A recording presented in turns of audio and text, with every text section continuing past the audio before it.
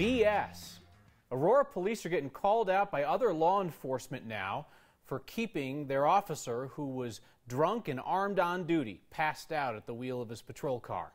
BS is what the Larimer County Sheriff is calling that decision. He's concerned about how law enforcement everywhere is hurt by the public's perception of a double standard. Here's Marshall Zellinger. When an Aurora police officer was found unresponsive in his still-running unmarked car in the median of Mississippi Avenue near the entrance of Buckley Air Force Base back in March, 9 officers responded. Based on the police reports we just received this afternoon, 3 of those 9 smelled alcohol. 1 called it a faint smell, and the person who called it a fleeting smell was the deputy chief who arrived on scene on his way home. That deputy chief is now interim police chief Paul O'Keefe, who wrote in his report why no DUI test was done.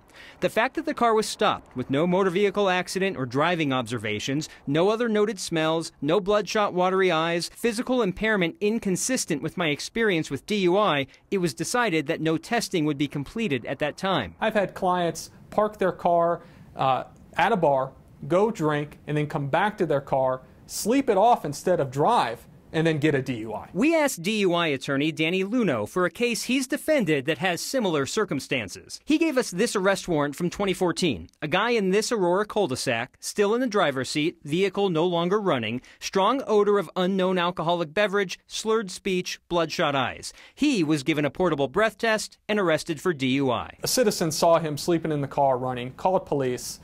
Police came. By the time they came, the car was off. Luno challenged that case in court, and his client received a lesser charge. The police officer sitting in his vehicle, stopped in traffic, and an odor of alcohol is absolutely enough to conduct a DUI investigation. Hearing a DUI attorney take exception with this situation is one thing. Hearing it from other law enforcement is something new. And earlier today, we saw this Facebook post by Larimer County Sheriff Justin Smith.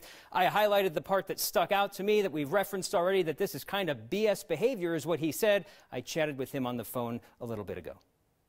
I'm one of the loudest defenders of law enforcement officers probably in this state when I believe they're being unfairly criticized, attacked, etc. However, when I see an agency or some people involved drop the ball on our end, I'm going to be just as loud, because that's what we should do. I'm not doing what the citizens elected me to do if I whistle past the graveyard and pretend there's not an issue here. So how do we know that the officer was drunk if there was no DUI test done on the scene? It was part of the internal affairs investigation. He turned over his medical records that showed what 9 Wants to Know has learned might be 5 times the legal limit for being able to drive. Yes, just astonishingly drunk.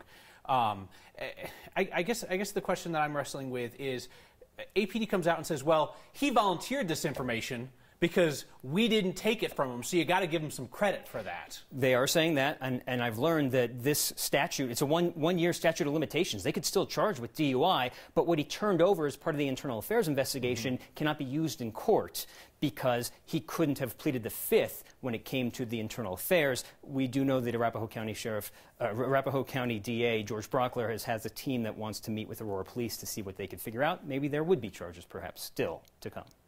Thank you, Marshall. The Aurora Police motto is duty, honor, integrity. Which of those 3 was Aurora Police Officer Nate Meyer displaying when he was blacked out drunk behind the wheel of his patrol car with his handgun on his hip? And was it the duty, the honor, or the integrity when officer after officer smelled alcohol but did not test his blood alcohol level? And is it duty, honor, or integrity being displayed by Aurora police leaders who are keeping this guy on the force? That decision will cause some citizens to be wary of any Aurora police officer, even the vast majority of APD officers who do act with duty, honor, and integrity. The final insult to your intelligence here is Aurora Police saying that Officer Meyer has agreed that if he does it again, he will be fired. Let that sink in. If you're an Aurora police officer, you can keep your job if you're blackout drunk on duty behind the wheel of your patrol car carrying a gun. You just can't do it twice. Our next question came from a phone call, a viewer asking how Colorado's red flag gun control law might apply to a law enforcement officer. Could they have their guns taken at home and at work? In fairness, that question came in before we discussed the last story. This is a separate issue they were talking about.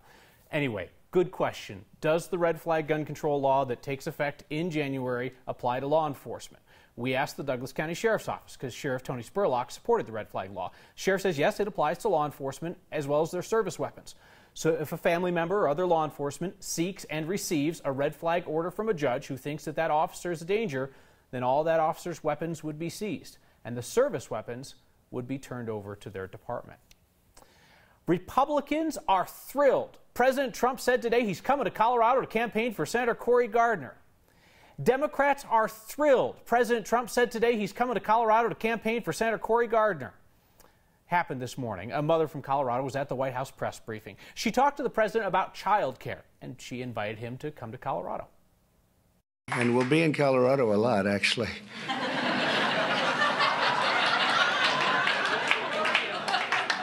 We have a great senator in Colorado. We have to get him extended. I'll be there a lot. The incumbent, and he's talking about there, the senator, is Republican Senator Cory Gardner, who's been in lockstep with the president, is being rewarded for that loyalty. There are a ton of Democrats wanting to challenge Gardner, but the only one showing up in the polling in a significant way is former Governor John Hickenlooper, who got into the Senate race after his presidential campaign went kaput. President Trump's impeachment hearing in the House Judiciary Committee continues to spotlight two Coloradans, Democrat Joe Neguse and Republican Ken Buck. Both of them are becoming some of the most talked about advocates nationally for and against impeachment because of their prominent roles on the committee. We've heard a bit more from Neguse lately, so tonight we will play Buck Neguse. Let's talk about what Vice President Biden did. His son sat on a board and made an outrageous amount of money for someone that had no background in energy, no background in the Ukraine, while his father was the vice president. Not a single member on the other side of the aisle has been willing to condemn the conduct of the former vice president.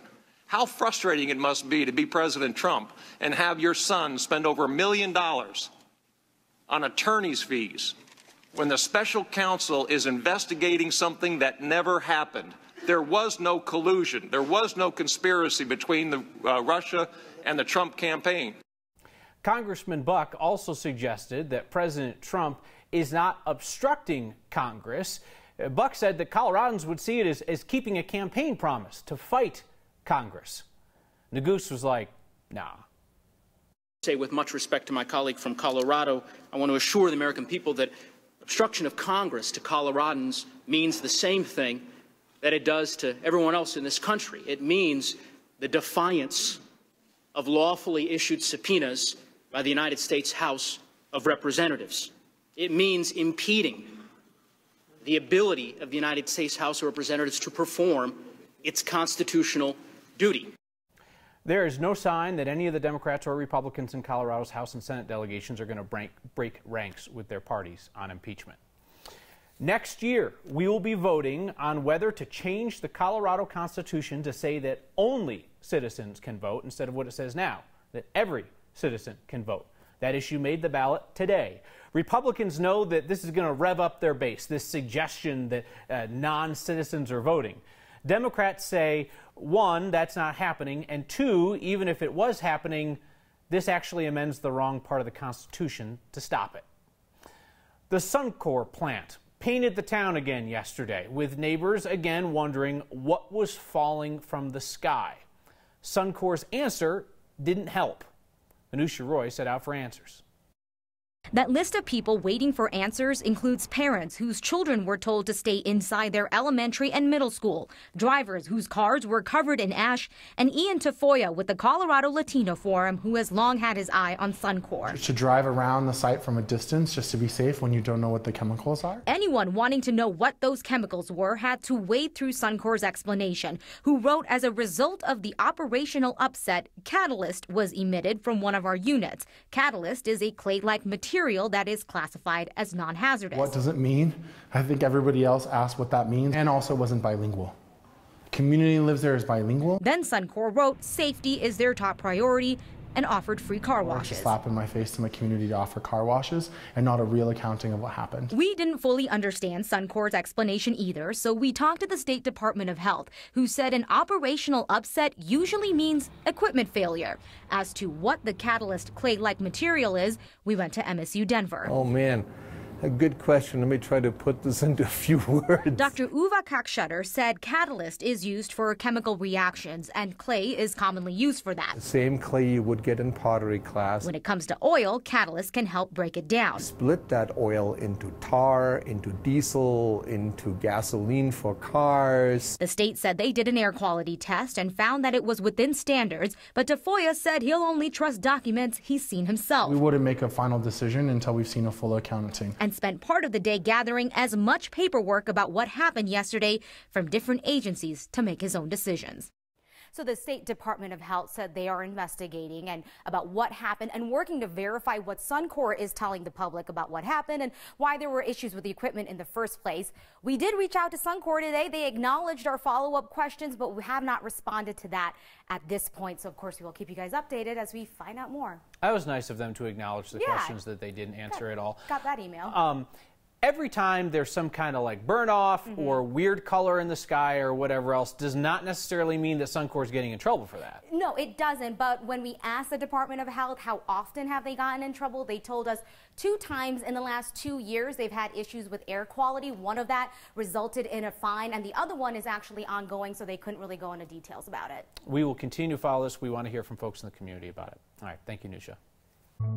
It may look like a simple holiday art project. It kind of helps us feel like we're not where we are, maybe a little bit, like we're just normal. For these women, it's a way to show their love. And our families are really going to be surprised by what they get in the mail. It's not like anything else that I'm mailing out right now. Year after year after year, she fought what might seem like a small battle to you. To her, it was everything. And she just won. Next.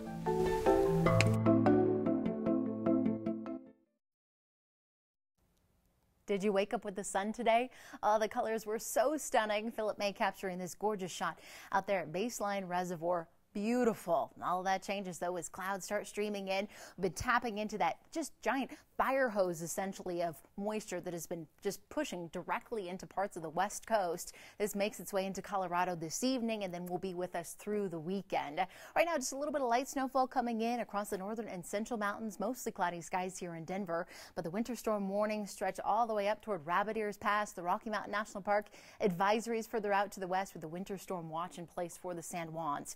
Big time winter weather is on the way. Tonight we're down to 29, partly cloudy skies, 30s across the plains with 20s up in the mountains. But the winds, they have been kicking up all day in the foothills, and unfortunately it gets even gustier tomorrow. 9 a.m. 50-mile-per-hour gusts coming through Allens Park, and some of these strong winds come through the metro area tomorrow afternoon, especially on the west side of town. Snowfall becoming a bit more intense overnight into tomorrow morning. We get a brief break tomorrow afternoon and then another round Saturday morning through early Sunday morning up in the high country. 1 to 2 feet possible across the mountain areas. Here in Denver, potentially a couple of inches on Sunday for us. Tomorrow at 48, we stay in the 40s and 50s for northeastern Colorado, 20s and 30s up in the mountains. That cool off arrives for us on the weekend, Kyle. As I mentioned, Sunday, our best chance for seeing perhaps a couple of inches of snow. Storm moves out, sunshine should move right back in.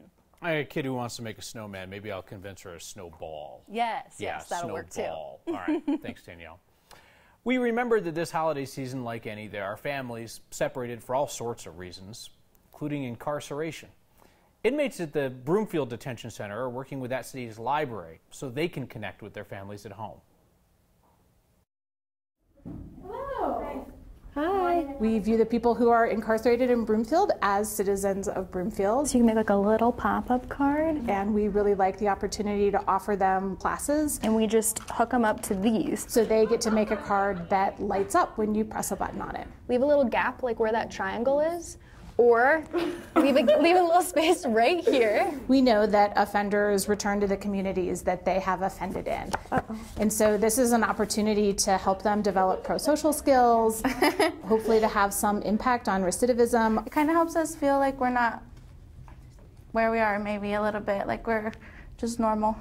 It's quite possible that this is the only opportunity that these incarcerated folks will have to send something physical to their children or to their loved ones. I mean, we don't really get to do too much, so. I'm gonna write Merry Christmas, and then I'm gonna write my son's name. I mean, I'm not gonna be home for the holidays, so it makes me feel better that I'm gonna be able to send out, you know, something to my family. And my son, he's almost 4 years old, so he's probably gonna be like, wow, with this, because he's gonna see it light up and just really love that.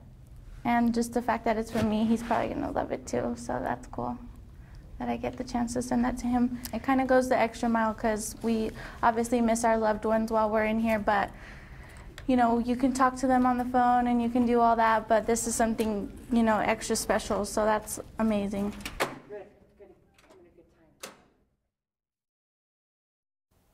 We love returning to the scene of a situation to tell you about a solution. Steve Steger went back to Montebello down a well-worn path. This is people coming together. Pam Jiner scheduled her own press conference with me this morning. I just called her and asked her to chat. She brought along an entire entourage. We've never had sidewalks here in Montebello. That's just how she works, getting people together and getting things done. It was a lot of bugging. I first met Pam 2 years ago this past November. Taking me on a tour of Montebello streets, she showed me one of the more interesting spots. Once you head towards I-70, you are in some serious danger. The I-70 underpass along Peoria was treacherous. Nothing but a dirt path for pedestrians, and this is the only way you can get to an RTD park and ride. Whose responsibility is this? And for 3 years, city, state, and even federal leaders heard Pam over and over again. Staying in their face. I mean, every time they start talking about the city budget, you know, here we were in their face. And they listened. The minute I saw that cement, I just felt like a mother who had just given birth. I was happy, I was scared, I was sad, I was anxious. I mean, just so many emotions. CDOT installed this sidewalk in the underpass, wide enough for Pam's entourage, and then some. Pam says it's wide enough for a party, and she's planning one, a community barbecue for all the construction workers to thank them. For now, she's just excited, though she admits there's a lot more work to be done. This is no longer going to be our normal in Montebello. For Next, I'm Steve Steger. An apology for not talking about apologies last night. A few of you noticed when things went off the rails. We'll talk about it next.